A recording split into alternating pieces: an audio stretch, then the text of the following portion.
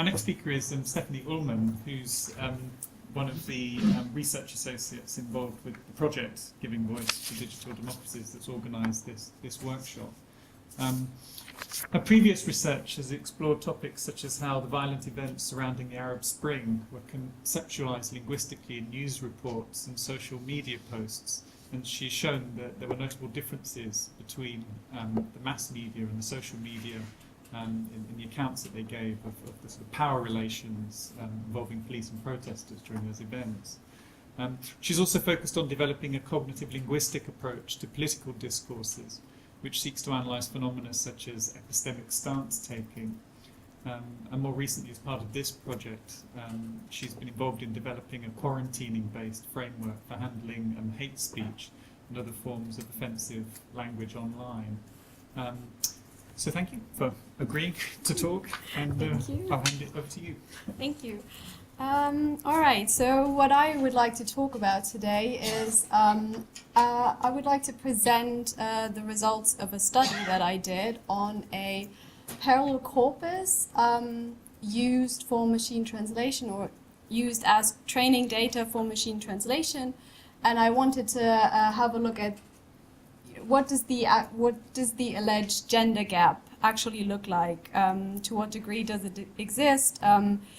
What kind of bias am I actually able to find?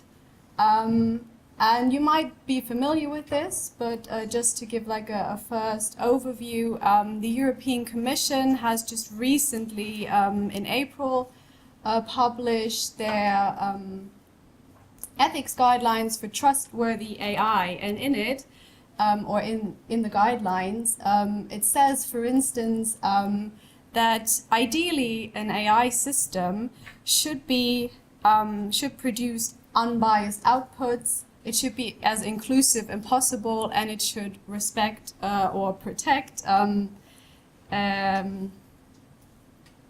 vulnerable groups or potentially vulnerable groups. And it also mentions specifically the issue of data sets and quality of data sets. And again, the guidelines state that ideally a data set should not include any biases or socially constructed inaccuracies, errors, or mistakes. So I wanted to mention this just because I think it is important that these things come up, and we've also had the white paper published by the UK government. So it's important that we talk about this, but unfortunately, as I'm going to show in just a moment, reality still looks quite different. I also want to mention this publication very briefly, that was also just very recently published, and that is Invisible Women by Caroline Criado Perez, where she basically presents a great number of examples where you can find data gaps, which to some extent it made me shockingly aware of all the different areas that are affected by data and biases hidden in data. And for instance, she says the gender data gap is both a cause and a consequence of the type of unthinking that conceives of humanity as almost exclusively male. And even more importantly, she mentions that male bias is so firmly embedded in our psyche that even genuinely gender-neutral words are read as male. And so I'm going to show you a couple of examples later on that illustrate just this. And so, of course, this is particularly problematic for technology and AI systems because they rely only on the data that they're trained on. Okay. To give you just a brief overview of the role that gender plays in language, there are, of course, numerous research studies, and I just want to go into a few of them, or mention a few of them. There have been studies, for instance, that have shown or analyzed media attitudes and stereotype or stereotypical thinking towards different groups. And found that associations tend to link male terms primarily with science and career, and female terms with liberal arts and family. And even if we just look at languages as such, sometimes we can, or in almost all cases, we already find gender differences or a certain bias in the language structure itself. So if we look at morphology and gender-inflected languages, such as German or French or Spanish, we can already see that in the language, or the language itself distinguishes between masculine and feminine. And so in plurals, for instance, or if a gender is unknown, the male version tends to be preferred. And I'm a native speaker of German, and unfortunately I can confirm this, that just subconsciously I would just sometimes use a male version in a plural. Or if we just look at English, which does not inflect for gender, but we have male and female forms for certain occupations, such as actor and actress, and we usually consider the male one as the unmarked form, the dominant one, and the female, the marked one that has been derived from the male. So even in English, we find a certain bias or tendency towards male forms. And there have been has been other research looking at biased, unequal representations of men and women in, for instance, online news, image searches on Google Image, and even Wikipedia. All right, so I've been wondering, and we've seen some of the examples already, so I don't want to be too repetitive, but I just briefly want to look at linguistic gender equality as such. And I want to mention that Sweden in 2015 introduced a gender-neutral pronoun. Iceland did the same. And so instead of just distinguishing between he and she, in Swedish we can now say, or we can now refer to a neutral, or we can use a gender-neutral pronoun, hen or hens, in the possessive. So for cases where either the gender of a person is unknown, or if a person does not identify with male or female. So in German, there is still a lot of discussion going on, and you can see this. This was a quite recent article published in March this year. So there are usually two groups kind of debating. On the one hand, we have people saying gender equality also in language is important and should be more important than anything else. And then there are other people, essentially language purists, who feel like this might threaten our language, this might make it look ridiculous. And so one of the most famous or prominent suggestions was made in 2014 by Professor Hornscheid, who suggested the use of a neutral X form. So, for instance, in occupational terms, where we would either have a male or a female, and now we could use this form as like a neutral, marker, basically. So while this might work, you might not like it might not look very nice, but it could still technically work. But now, as I already said, German is a language that inflects for gender, not just on nouns. And if we look at this, so you can see all the X's in red, which would have to be inflected for gender. So this sentence in English would be, a smart linguist loves their books, or his or her books. You can see that it involves a lot more changes than just a noun. If we look at this sentence in Swedish, we see indeed that it would only affect the pronoun. So it's much easier for a language like Swedish to make a change like that, whereas in German it would be incredibly difficult or involve a lot of changes.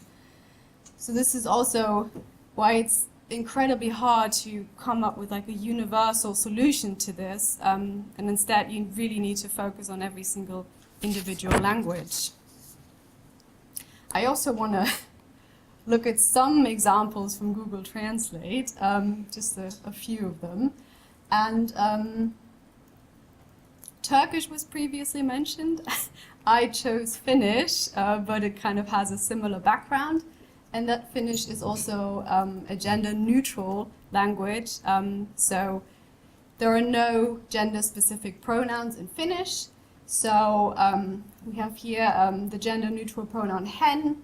So it is not specified whether this is a woman or a man. And Google transforms it into a male version. So he is a doctor. If I do the same with nurse, it becomes she. So no indication with regard to gender, but in English, Google Translate assumes doctor is he, nurse is she. Right, and to already give you like a kind of like a sneak peek at the corpus analysis that I did later on, I just wanted to check what the translations are in the data sets. So ideally I could look at a Finnish data set and then look at how it has been translated into English. And as you can see up here, the neutral pronoun is translated into the male form in English more than twice as often. And even in the possessive form, the male one is still much more frequent. Okay, I'm gonna mostly focus on German or German-English examples. And so again, if we look at these examples, if I translate the doctor is tired and the nurse is tired into German, I get the male form of doctor and I get the female form of nurse. So basically the same result. And the same is also true if I add a pronoun to specifically indicate that the doctor is here male and here female, but it is still the male form even though the pronoun is correct. So it's really hard to actually get Google Translate to spit out the female form of doctor in German.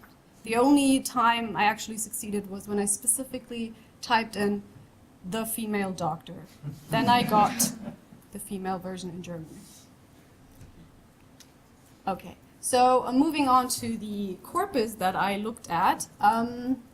So I chose the opus corpus, which is a parallel corpus. So I can look at aligned sentences, translations of sentences that have been aligned. It's a huge corpus, as you can see, over 90 languages. As I said, I focused mainly on German and English. We have over 40 billion tokens, almost 3 billion parallel units, so translated sentences. And also one of the reasons why I chose this corpus is because it is very diverse in terms of the genres and the text types that are included. So we have legislative and administrative texts, we have translated movie subtitles, we have localization data from open source software projects, newspaper texts, and various online sources, so a wide range.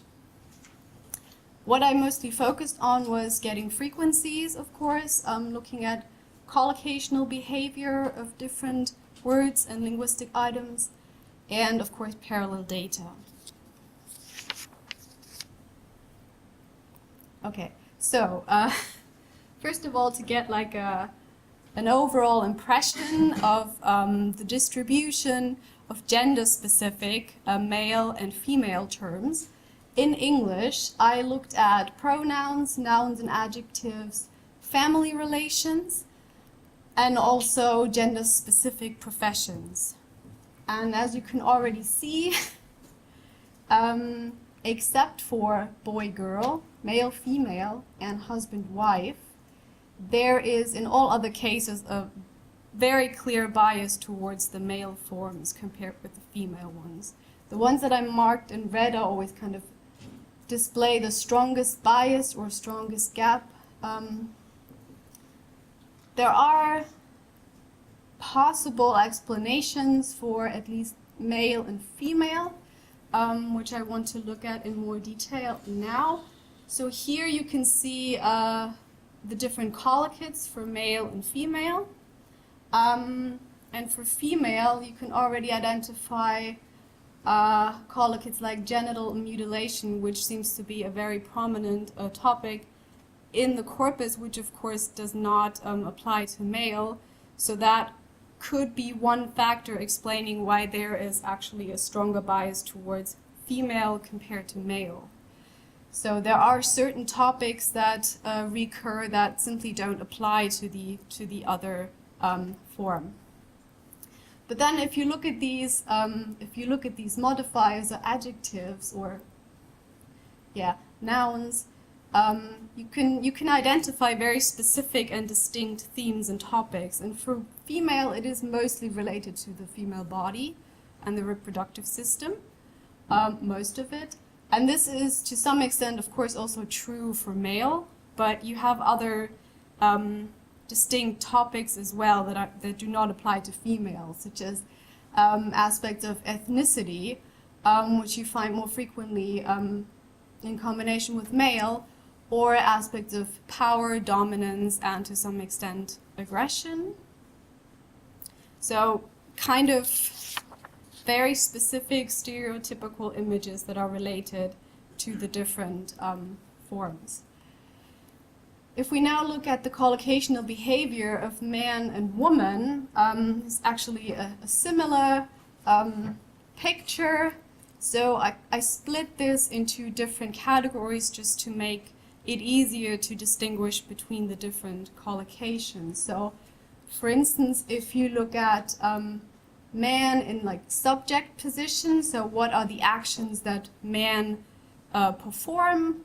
So they die, they kill, they walk, they love, they say, they want, they shout. If you look at woman in subject position, okay, they account, they face, they suffer, they had, they live, they experience. A bit less active, I would say, in the representation. Also, if you have a look at the modifiers that are used in combination with man, we have alive, old, dead, young, loyal, capable, white, incapable, good, guilty, rich. So these are kind of like modifiers that keep recurring, not just for men and women, but for other gender-related types. And if you look at women in comparison, we have modifiers like illiterate, pregnant again, so the issue of pregnancy, and this is just a very notable theme. Vulnerable, unemployed, rural is also keeps recurring. So women in rural areas seem to struggle with specific problems that other women don't. Young, beautiful, indigenous. So yes, we see different topics recurring in these contexts. Then something else I wanted to look at. I was interested in, and I mean, I'm aware I'm kind of going for the stereotypes here, but I was interested in to what extent the collocational behavior in the data would actually reproduce the stereotypes that we are familiar with from culture and society. And so I looked again at doctor and nurse and how what collocates occur in the vicinity of those terms. And again, I split the collocates here into, on the one hand, adjectives, so modifiers, and then pronouns. And yeah, we can already see, maybe I should start with the pronouns. So these numbers are just the numbers in the list of frequencies. So male pronouns occur much more often or much closer to the term doctor, and female pronouns occur much closer to nurse. And I think if we look at the modifiers, it's kind of even more I don't know, shocking, disappointing, I don't know what to call it. But for doctor, it is mostly, except for lousy maybe, but mostly indicates competence, medical experience, expertise. And if you look at the modifiers of nurse, yes, we have registered, we also have trained. We have male as a kind of form to mark the unusual. But then we have slutty, naughty, sexy, pretty, fugly, uptight, stiff, and red-headed, which obviously has nothing to do with the profession of a nurse and indicates competence in no way. So here's unfortunately a very clear reproduction of very bad and old stereotypes, I would say.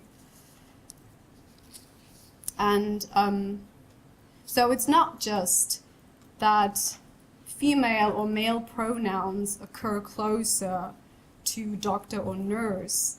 It's also, and I think that's another huge problem, is that here females just also become sexualized to a much bigger degree than males in their professions.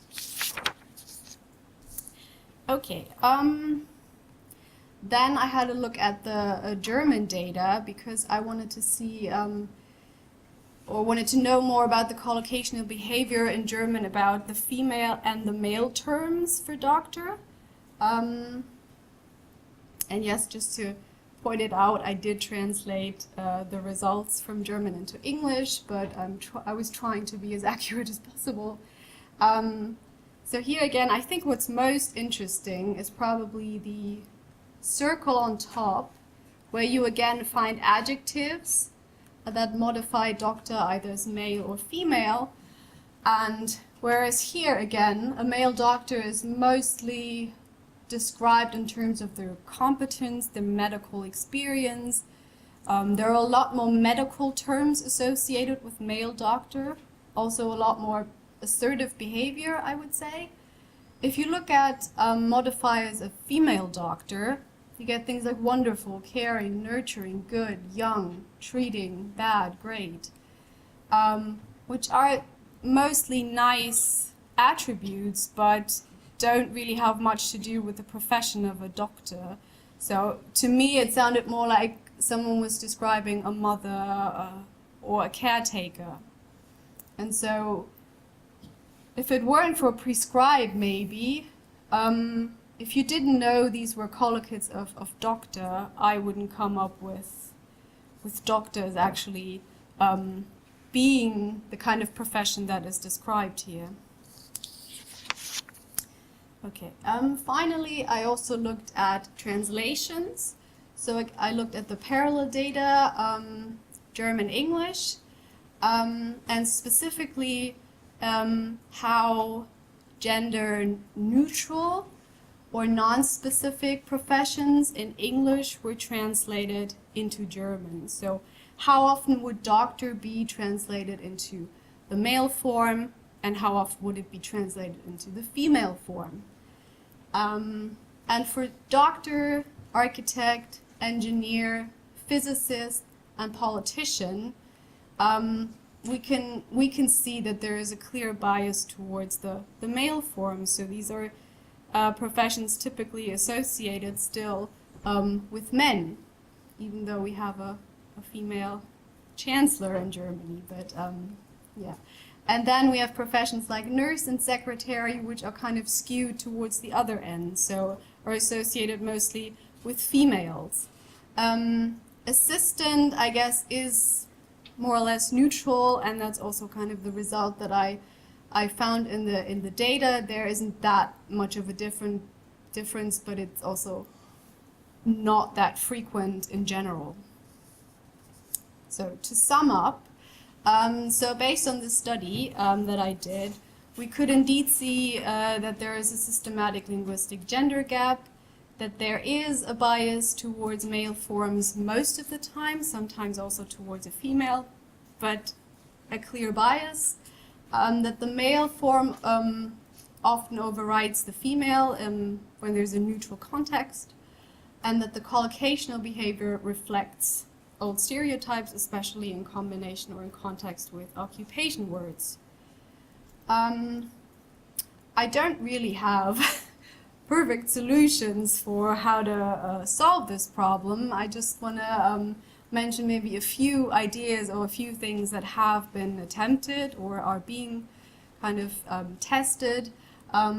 We could, of course, just maybe suggest downsizing the data and like reducing the male data to be balanced with the female data, but then think about all the information that we might lose as a result of this. So we don't know what we would delete. Criado Perez, in her book Invisible Women, she says we need sex disaggregated data, and that basically should affect every single process. So start with collection process, annotation, so that we always have separate data for male and female.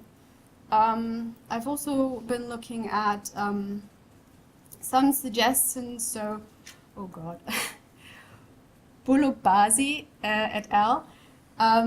They developed and tested algorithms to get rid of bias in word embeddings. And they found that actually a hard debiasing, so getting rid of neutral gender terms in the data, as well as equalizing male and female data, provides the best results. So we could be thinking about doing this or like a softer approach without getting rid of the neutral terms. Anyway, to come to an end, we can of course just say, and I've read that a lot unfortunately, that bias in the data sets just naturally reflects any sort of bias we have as a society. I think that's a pretty bad excuse or a poor excuse. And so technology ideally shouldn't contribute to amplifying biases that already exist. And I think, in fact, if it were able to get bias-free data, and it seems that there are a lot of ways that could make this possible, technology could even help to reduce gender biases as a whole, so it might actually have a rather good effect. All right, thank you very much. I hope